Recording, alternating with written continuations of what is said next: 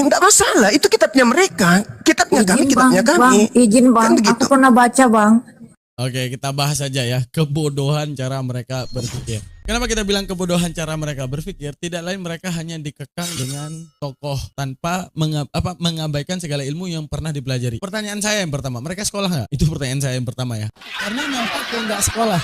Nampak kayak nggak sekolah guys ya. Apakah mereka gini sekolah tinggi-tinggi pas beriman jadi bodoh? Karena coba bayangin ya. Ini gue ceritain kepada kalian. Ingat nggak kalian dengan teori sinonim? Sinonim itu pas kita SMP diajarin. Sinonim misalnya. Kata senang sama bahagia itu sama. Butuh nggak kita tanya berapa orang yang meyakini senang? Berapa orang yang mencatatkan kata senang? Berapa orang yang mencatatkan kata bahagia? Maka kata bahagia lebih cocok daripada senang? Enggak. Karena secara definisi sama. Selanjutnya bohong, dusta. Perlu nggak kita tanya tokohnya? Pencetus kata bohong, pencetus kata dusta, sehingga ini lebih benar, sehingga ini lebih benar, kan nggak ada. Begitu juga dalam bahasa Arab hal yang kayak gini, sinonim ini disebut taraduf ya, dalam bahasa Arab disebut taraduf. Nah saat kita berbicara tentang sesembahan Yahudi dengan sesembahan Islam, misalnya Allah YHWH, nah kan ditanya tadi kapan Yakub menyembah Allah. Sama kayak kita membedakan di antara kata-kata kereta yang disebut oleh orang Medan dengan motor yang disebut oleh orang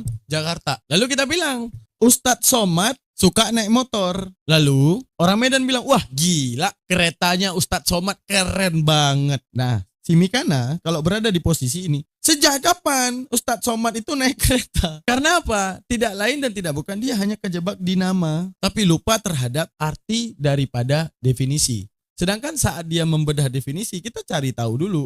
Yang disembah oleh para nabi sebelumnya apa yang dijelaskan? Manusiakah? Atau bentuknya gimanakah? Dan segalanya. Itu kita bangun definisi. Ketika kita ingin mencari sebenarnya para rasul itu pasti satu jalan dan satu penjelasan terhadap Tuhan.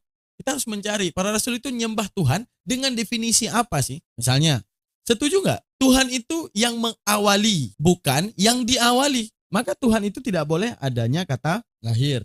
Ini tidak boleh ada pada Tuhan. Kenapa? Karena setujunya otak manusia bahwa Tuhan tidak dilahirkan. Kenapa setuju dengan kata-kata tidak? Kenapa setuju dengan kata-kata tidak dilahirkan? Karena tadi ketika makhluk didapati awal pada penciptaannya, maka yang tentunya ditolak oleh akal manusia terhadap awalnya makhluk, yaitu awalnya Tuhan. Karena pastinya penentuan terhadap awal makhluk didasari oleh Tuhan. Bagaimana mungkin dia berawal? Maka tolaklah narasi Tuhan lahir. Lalu, definisi apa yang dibangun oleh para rasul? Tuhan tidak bisa dilihat. Karena apa? Berbeda dengan makhluknya. Maka kita harus mencari dulu definisi yang dibangun para rasul. Terserah apapun golongannya.